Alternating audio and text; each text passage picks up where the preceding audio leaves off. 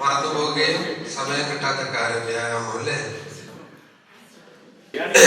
അപ്പൊ ശ്രദ്ധിക്കാം. രണ്ടാമത്തത് വ്യായാമമാണ്. ഈ വ്യായാമം എന്നുള്ളത് ശരിക്കും നൈസർഗികമാണ്, പ്രകൃതിദത്തമാണ്. ആണോ? നമ്മളൊന്ന് ചിന്തിച്ചു നോക്കിയാൽ ഒരു കുഞ്ഞ് എപ്പോഴും ഇളകാതിരിക്കുക മാത്രല്ലേ, ഉറങ്ങാത്ത സമയത്തൊക്കെ അവൻ എന്ത് ചെയ്തുകൊണ്ടിരിക്കും? അങ്ങനെ തന്നെയല്ലേ? നമ്മള് കണ്ടിട്ട് ഒരു വയസ്സായ കുട്ടി നമ്മളെ വലിയ ആൾക്കാരെ പോലെ കൈയൊക്കെ തലയ്ക്ക് കൊടുത്ത് മലർന്നിങ്ങനെ കിടക്കുക, കണ്ണൊക്കെ തുറന്ന് അങ്ങനെ കിടക്കും ഒരു വയസ്സായ കുട്ടി. അഥവാ അങ്ങനെ കിടന്ന് നമ്മൾ എന്ത് പറയും? എന്തോ പ്രശ്നമുണ്ടെന്ന് പറയും. അത് നാച്ചുറൽ അല്ല, അത് നമുക്കറിയാം. അപ്പോൾ ചലനം എന്ന് പറഞ്ഞാൽ നാച്ചുറലാണ്. ഈ കുട്ടിയുടെ ചലനത്തിന് നമ്മൾ ആദ്യം തടയിട എപ്പോഴറിയോ? അംഗനവാടി പോയിട്ട് ഒരേപോലെ ഇരിക്കാനുണ്ടാവും. ഇങ്ങനെ കുട്ടിക്ക് തന്നെ ഭയങ്കര അസംതൃപ്തിയായിരിക്കും, ഇങ്ങനെ ഒരേപോലെ ഇങ്ങനെ ഇരിക്കുക എന്ന് പറയുന്നത്. പക്ഷെ അവൻ അധികം ഇരിക്കില്ല.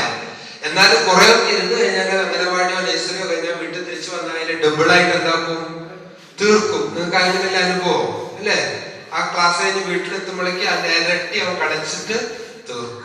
ശരിക്ക് അത് പ്രകൃതിദത്തമാണ്. നേരത്തെ പറഞ്ഞ പോലെ ഭക്ഷണത്തെ കുറിച്ച്, വിശപ്പില്ലായ്മയെ കുറിച്ച് പറഞ്ഞ പോലെ തന്നെ വിശപ്പില്ലാത്ത സമയത്ത് കുട്ടികൾ എന്ത് കഴിക്കില്ല? ആഹാരം കഴിക്കില്ല. പ്രകൃതിയുടെ അവബോധം അവന് കൂടുതലായിരിക്കും. അതേപോലെ തന്നെ ഈ ചലനം എന്നുള്ള അവബോധം അവൻ എന്തായിരിക്കും? വളരെ കൂടുതലായിരിക്കും. ഏതെങ്കിലും കുട്ടി കളിക്കാണ്ടിരിക്കുന്നുണ്ട്, കൂടുതൽ ഇളകാണ്ടിരിക്കുന്നുണ്ടെങ്കിൽ നമ്മൾ എന്ത് ചെയ്യണം? പ്രത്യേകം കെയർ ചെയ്യേണ്ടതാണ്, ചികിത്സ വേണ്ടത്. അത് ശരിക്കും ശ്രദ്ധിക്കുക. അപ്പൊ കുട്ടികൾക്ക് എന്തുണ്ടാവും? വികൃതി ഉണ്ടാവും. ഇത് ഉണ്ടാവണം എന്നാണ് പറയുന്നത്. ഓക്കെ, ഈ കുട്ടിക്ക് ഈ വളർന്ന പിന്നെ നമ്മൾ എന്താണ് മുതിർന്ന ക്ലാസ്സിലെത്തുമ്പോഴേക്ക് ട്യൂഷൻ, കാലത്ത് ട്യൂഷൻ, വൈകിട്ട് ട്യൂഷൻ, പിന്നെ അവന് കളിക്കാൻ സമയമുണ്ടോ? ഇല്ല. പിന്നെ കൂടുതൽ അവന്റെ ചലനങ്ങളെ നിയന്ത്രിക്കപ്പെടുക. അത് മുതൽ അവൻ എന്ത് തുടങ്ങും? സ്ട്രെസ് തുടങ്ങും. ചലനം എന്ന് ബോഡിയിൽ നിൽക്കുന്ന അന്ന് മുതൽ സ്ട്രെസ് തുടങ്ങും. അതുകൊണ്ട് ആ കൂടുതൽ ചലിക്കുന്ന ശരീരത്തിനൊക്കെ സ്ട്രെസ് കുറവുള്ളത്. എപ്പോഴങ്ങനെ ചലിച്ചുകൊണ്ടിരിക്കല്ല ശരീരം. അങ്ങോട്ട് ഓടി, എവിടെ ഉരുപൊട്ടലുണ്ട് അപ്പൊ ആളെ ചോടി ഇവിടെ ഓടി എന്ന് വിളിക്കില്ല. അപ്പൊ പൊതുവെ എന്താണ്? എപ്പോഴും ചലിച്ചുകൊണ്ടിരിക്കുന്ന ആൾക്ക് എന്താവും? സ്ട്രെസ് കുറയും. ബോഡി മൂവ്മെന്റ് കുറയുമ്പോൾ സ്ട്രെസ് കൂടും. അതൊരു വലിയൊരു ഘടകമാണ്.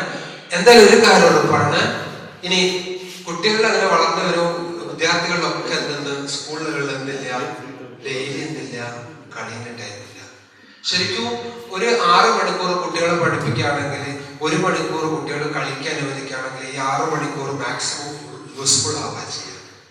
അത് നമ്മുടെ വിദ്യാഭ്യാസത്തിന് എങ്ങനെയോ എന്ത് വന്നു കൈമോശം വന്നു. ഇന്ന് ബ്രിട്ടനിലൊക്കെ 10 വയസ്സായ കുട്ടികളെ യോഗ പഠിപ്പിക്കണം നിർബന്ധമാക്കിയാണ്. 10 വയസ്സുള്ള കുട്ടികളെ യോഗ പഠിപ്പിക്കണം. യോഗ അംഗീകരിക്കാത്ത ഏതൊരു സ്ഥലമായിരുന്നു സൗദി അറേബ്യ. നിവൃത്തില്ലാണ്ടായി. അവസാനം സൗദി അറേബ്യ എന്ത് ചെയ്തു? യോഗ നല്ലൊരു സിസ്റ്റമായിട്ട്. ഞാൻ ഖത്തറിൽ പോയിട്ട് ക്ലാസ് എടുത്ത അവിടെ NEC കോളേജ് ഉണ്ട്, നാഷണൽ കോളേജ് എന്ന് പറഞ്ഞ കോളേജിൽ ഞാൻ ക്ലാസ് എടുക്കുക. ഖത്തറിൽ പോയ സമയത്ത് ഈ ക്ലാസ്സിന് പരസ്യം ചെയ്തിരുന്നതിന് അവിടെ ഹെൽത്ത് ഡിപ്പാർട്ട്മെന്റ് എന്നെ വിളിച്ചു ചോദിച്ചു, "Who is your guru?" എന്ന് ചോദിച്ചു. I have no guru. I studied in Vivekananda Yoga University, Bangalore. You can check in Google. Okay, I will call back after 10 minutes. എന്നെ വിളിച്ചിട്ടില്ല. എന്തുകൊണ്ടാണ്?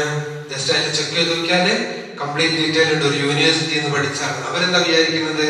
അവർ ശ്രീശിന്റെ ആൾക്കാരൊക്കെ അവിടുന്ന് ഇതാക്കി വിട്ടതാ ഖത്തർ. എന്നാൽ ആ ഖത്തറിലെ രാജകുടുംബത്തിലെ ഒരു കുട്ടി കഴിഞ്ഞ വർഷം 2017 ഇവിടെ വന്ന് ശിവാന്തെ പഠിച്ചതിന് ശേഷം ഇപ്പൊ ഖത്തറിൽ എന്തായി?